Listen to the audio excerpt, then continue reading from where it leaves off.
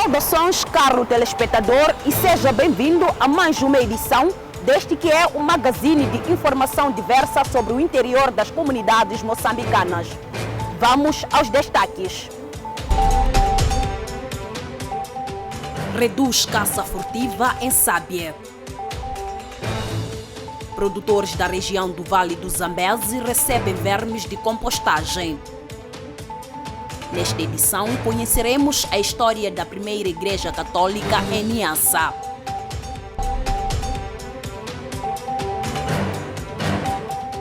Mais uma vez, saudações, caro telespectador. Começamos a presente edição com a matéria que dá conta de que autoridades governamentais no distrito de Mabote sensibilizam a população local a produzir culturas tolerantes aos efeitos das mudanças climáticas.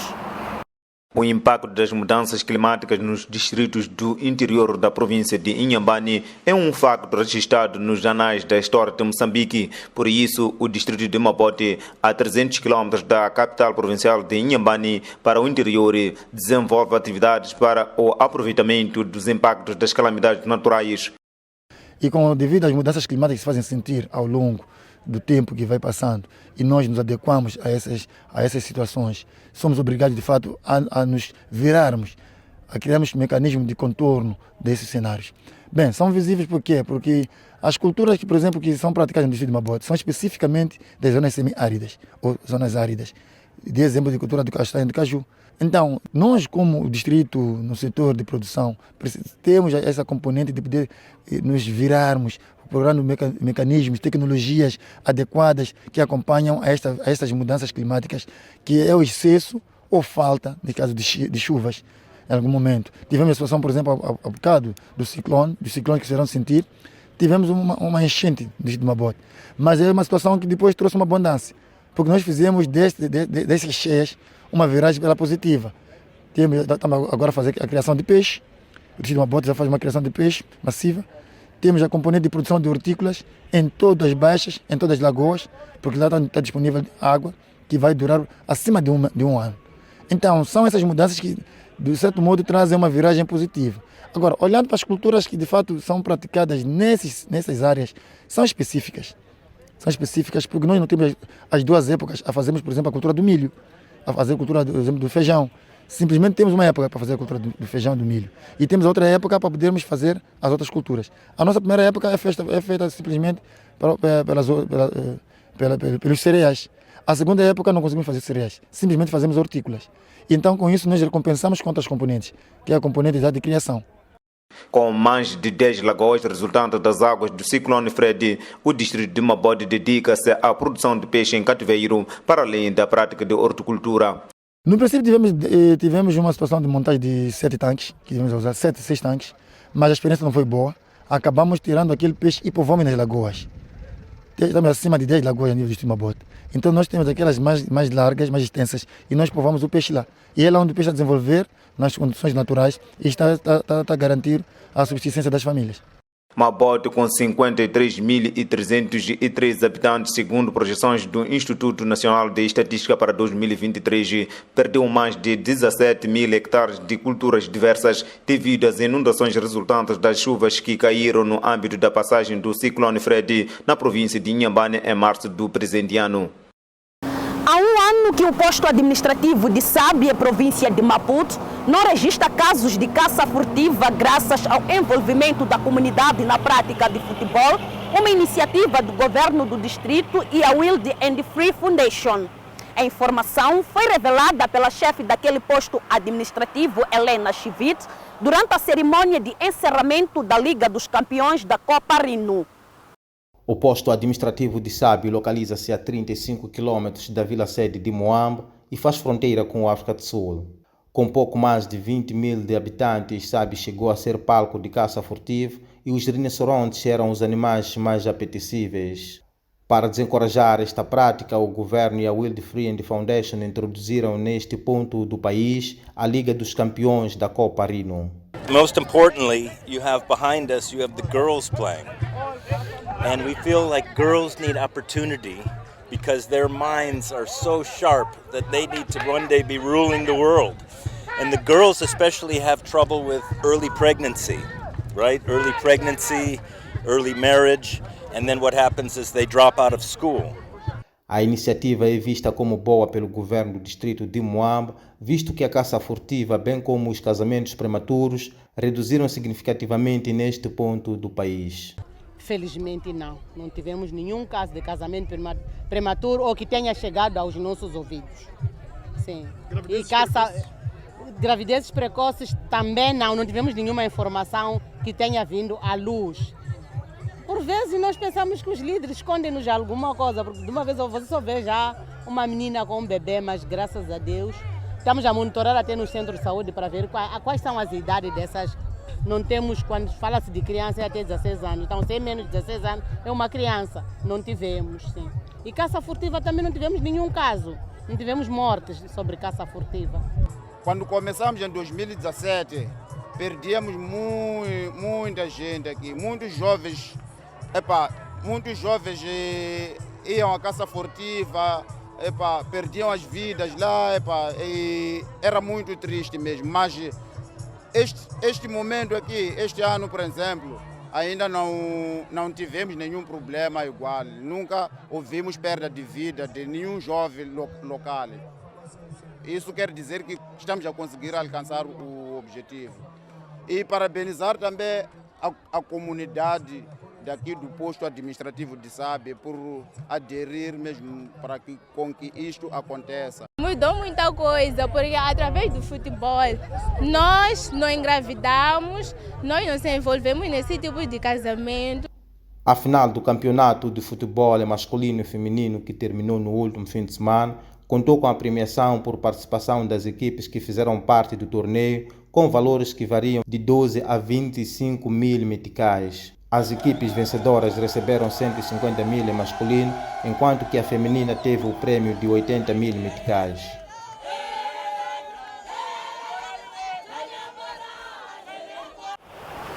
Para impulsionar a produção e produtividade agrícolas, o Ministério da Ciência e Tecnologia entrega camas de vermes compostos a produtores do Vale do Zambeze. São 100 camas de verme composto, uma técnica moderna de fertilização de solos para a produção agrícola que foram entregues a 20 produtores da região do Vale do Zambeze. O ministro de Ciência, Tecnologia e Ensino Superior, Daniel Nivagara, que dirigiu o processo de entrega do material, disse que o gesto significa um contributo do setor para o aumento da capacidade produtiva dos agricultores. O centro tem contribuído sobremaneira também na produção de verme composto, treinando as comunidades, aumentando o número de produtores de verme composto e desta forma também aumentando a área agrícola que é cultivada com o uso do verme composto, reduzindo os custos das comunidades em termos de aquisição de adubos, fertilizantes, mas ao mesmo tempo esta redução de custos sem que signifique, digamos, a redução da capacidade produtiva, pelo contrário, aumentando a capacidade produtiva destas comunidades. Por seu turno, os produtores beneficiários mostram sua satisfação, uma vez que de agora em diante terão uma redução nos custos de aquisição de adubos como era antes. O que estou a ser ensinado, vou ensinar também a alguns meus produtores para se melhorar. Já ouvi muitas coisas através disso, que a nossa produção vai se melhorar através desse programa. E sempre eu vou ensinar os meus amigos produtores. Sim. E a expectativa é muito maior, porque a partir do momento que vou ter essa cama, eu vou primeiro diminuir o custo de aquisição dos adubos, já que se sabe que os fertilizantes são muito caros. Então, a partir dessa cama, a minha despesa quanto à aquisição fica quase nula. Vou passar mesmo a usar os vermes compostos. De referir que cada um dos 20 produtores das províncias de Manica, Sofala, Tete e Zambésia recebeu 5 camas de verme composto. Pensionistas e contribuintes do Sistema de Segurança Social no distrito de Moatize, província de Tete, dizem que pagar seguro social é o mesmo que guardar um tesouro para o futuro. Os pensionistas falavam à reportagem do ICS em foco naquela região carbonífera de Tete. Luís Fotin, pensionista e residente no distrito de Moatize, disse que os edifícios do INSS que estão a ser instalados no país vêm melhorar o atendimento, ajudar na tramitação de documentos e em assuntos não só dos pensionistas, e diz ainda que ser contribuinte é preparar o tesouro para o futuro. O apelo que faço é que devem imediatamente aderirem, porque é um tesouro guardado. A primeira vantagem é, antigamente tudo era feito manualmente e que neste momento já as coisas são feitas digitalmente. Quanto aos pagamentos também, havia uma demora, isso exatamente porque tudo feito manualmente leva o seu tempo. Mas neste preciso momento temos uma data específica que nós recebemos a nossa pensão. Bonifácio Maurício, trabalhador por conta própria, falou da flexibilidade do sistema e a vantagem de fazer pagamento sem se deslocar através de contas móveis como Easy e M-Pesa. Faço mensalmente, tendo um valor na conta, normalmente eu tenho feito mesmo na conta Millennium Bean. O presidente da República de Moçambique, Filipe Jacinto Nunes, entende que a população deve aderir aos serviços prestados pelo INSS, olhando as suas vantagens no futuro. O cabo era mais legitima, mas contando ainda com postos lá de Namalabo e Distrito de Mutarara. Neste momento estão em curso as obras de construção de postos de atendimento de Songo, de Macanga, e que brevemente estarão em funcionamento. Ainda no âmbito da expansão dos serviços, irá iniciar brevemente a construção do posto de atendimento de Chiuta e Xangai, para levar mais para lá onde tem o povo. Esse aqui é o meu defeito. Quero lá onde tem o povo, onde vive a população. Os apelos foram manifestados no ato da inauguração do edifício do Instituto Nacional de Segurança Social no distrito de Moatize. Caro telespectador, está a acompanhar o ICS em Foco, um magazine de informação diversa, mais uma vez produzido e editado a partir da província de Manica.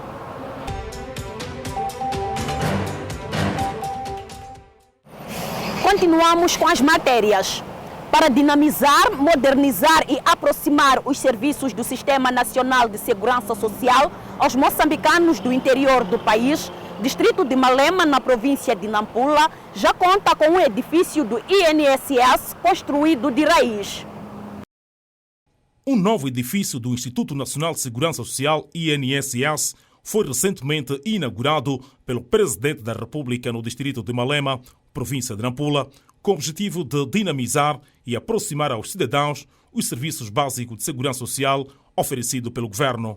O Presidente da República destacou a importância dos cidadãos de se inscrever e canalizar as suas contribuições ao INSS regularmente, com forma de garantir a sua proteção em situação de velhice, doença, maternidade, morte, entre outras. O nosso sistema de segurança social obrigatório é para reduzir o sofrimento quando somos confrontados com situações de velhice, pobreza, saúde, alguma incapacidade para o trabalho, deficiência, maternidade e outras situações definidas por lei.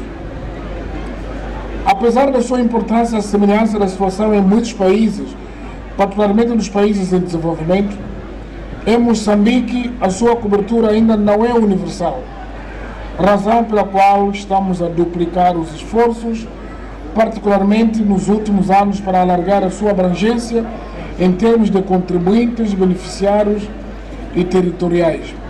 Nhosi incentivou ao Instituto Nacional de Sistema de Segurança Social a prosseguir com a sua estratégia de expansão territorial, bem como a diversificação de mecanismos de plataforma de canalização e com o processo de modernização e informatização do Sistema Nacional de Segurança Social, de modo a servir melhor a população beneficiária.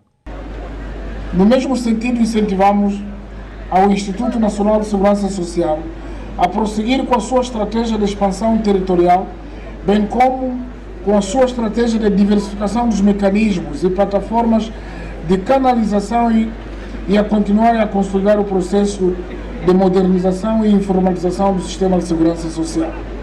Ainda o Presidente da República exortou aos gestores e aos utentes da infraestrutura a conservação e valorização permanente do edifício, privilegiando a manutenção regular e preventiva com vista a beneficiar a geração do amanhã. Por isso, honre este crescimento que o vosso governo traz, porque nós queremos fazer muito mais para Malema, muito mais para Ribala, muito mais para Quamba ou Burue.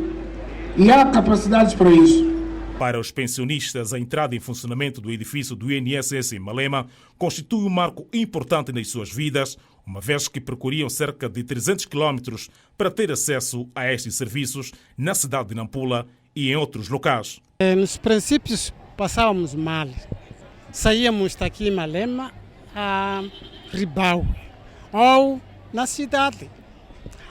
Por agora, estamos felizes. Saímos de casa, já estamos a entrar onde vamos tratar os nossos assuntos que nos interessam. De referir que o distrito de Malema localiza-se a sul da província de Nampula, com cerca de 300 mil habitantes, cuja principal atividade econômica é a agricultura. Na província de Niassa, a secretária de Estado apela ao empreendedorismo juvenil de modo a reduzir os elevados índices de desemprego no país. Para Lina, Portugal, o consumo excessivo de álcool por parte da juventude tem estado a contribuir para a inércia e falta de iniciativas de geração de renda. Nos dias que correm, o governo de Moçambique tem estado a empreender esforços com vista a estimular o autoemprego no seio da juventude. Juventude esta que às vezes tem pautado por lamentações em detrimento da entrega ao trabalho.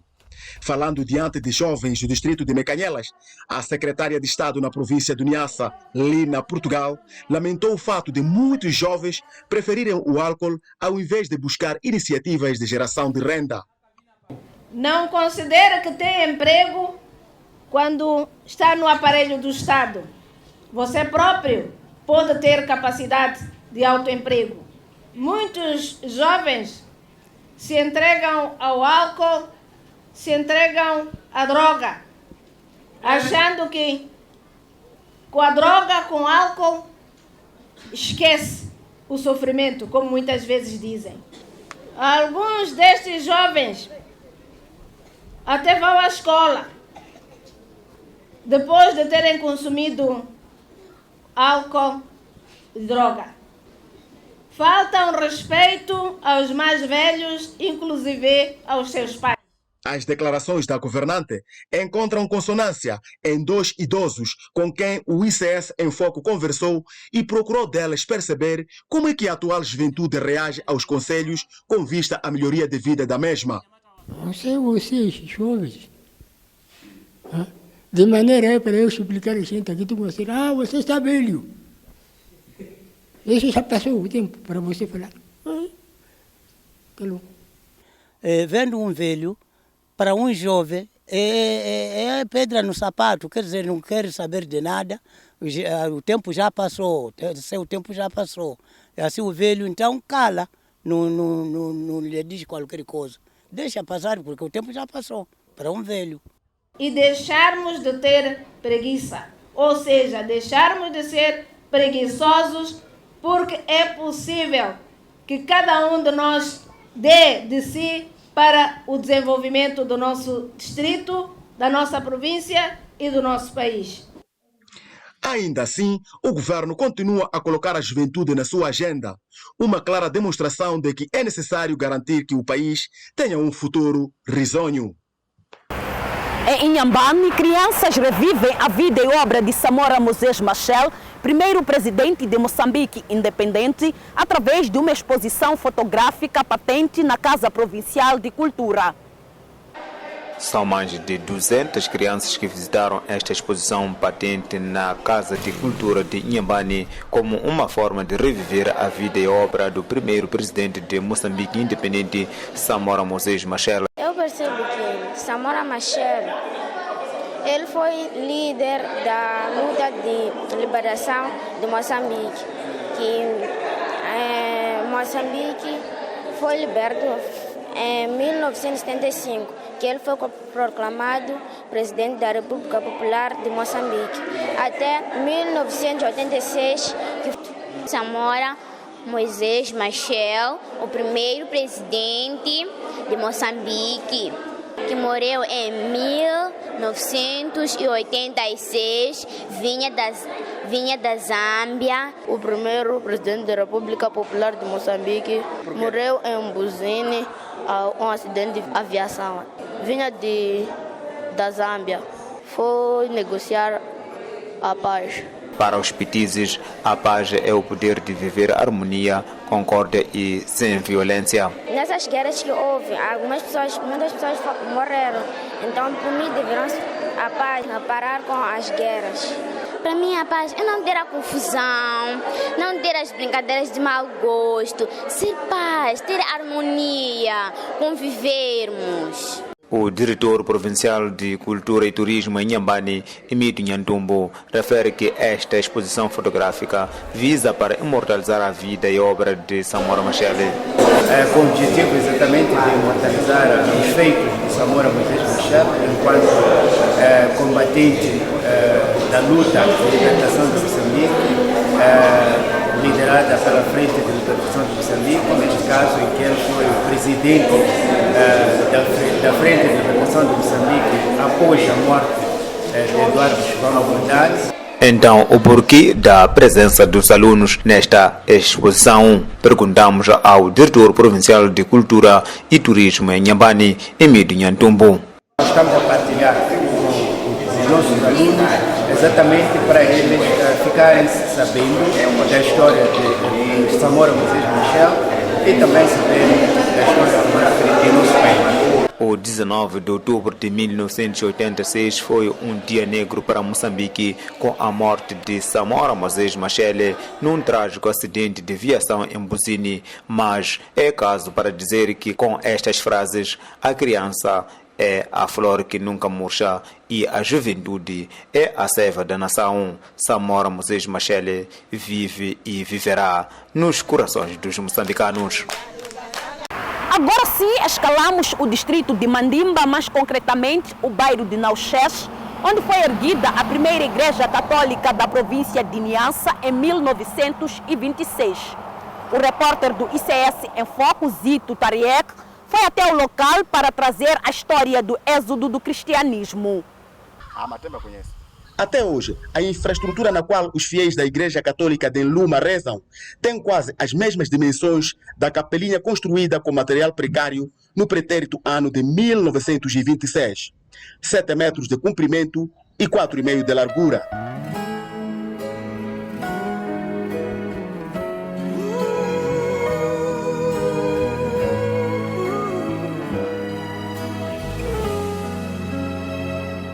E nós temos uma área muito grande, e cujo essa área podia ser uma área que podia se aproveitar se houver alguém que tem o seu projeto, vir aqui e instalar o seu projeto e também a comunidade podia aproveitar. Dados em nossa posse indicam que por volta das 16 horas do dia 4 de julho de 1926, 2 missionários católicos, Pedro Calandre e José Amiotti, escalaram esta zona para uma missão religiosa a mando de José Alamano, da Itália. Ele andou a pé, atravessou aqui até chegar aqui. Quando ele vinha aqui, o trabalho ele que tem, os trabalhadores dele são muito tempo de mal coisa. Internados, capinava aqui tapaco. De entre vários constrangimentos, a existência de crocodilos no rio Mandimba foi um dos fatores que forçou os missionários a abandonar o local à procura de regiões com condições aceitáveis para a sua tarefa. Depois de ter estado algum tempo, crianças brincando naquela água eram atacadas com crocodilos. E ultimamente chegaram ao ponto de abandonar para outros sítios. Local fresco. Entende-se que foi este local também que cativou os missionários a escalar e a instalarem-se nesta zona de Luma para erguer a sua igreja e também viver com as pessoas com quem vinham de outra província, nesse caso em Tete, passando de Malawi até aqui em 1926. Entretanto, como dissemos, nem tudo é feito de mar de rosas. Há meninos que na altura vieram com os padres e perderam a vida aqui, em algum momento tentando brincar ao longo de todo este rio.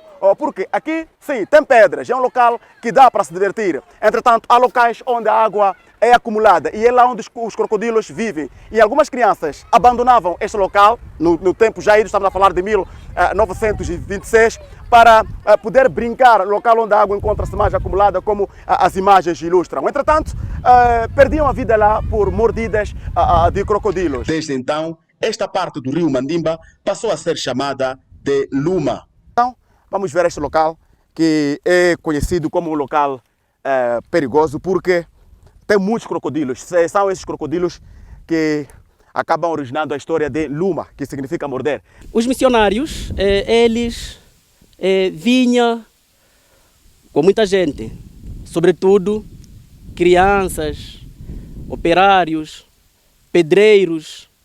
E neste local, eles perderam muitas crianças, porque Mandimba aquece muito. Então, aquecendo muito, a parte de refrescar era exatamente neste rio. E porque como eram novos dessa zona, não sabiam o que aqui tinha. Cada dia havia relatos de crocodilos, até vítimas mesmo de crocodilo. E as imagens são de Xavier Jorge. Eu sou Zito Tariek, meus caros, a partir de Mandimba. A matéria sobre a primeira igreja católica da província de Niassa encerra a presente edição do ICS em Foco. Caro telespectador, obrigada pela atenção dispensada e até a próxima oportunidade. Até lá, fique bem.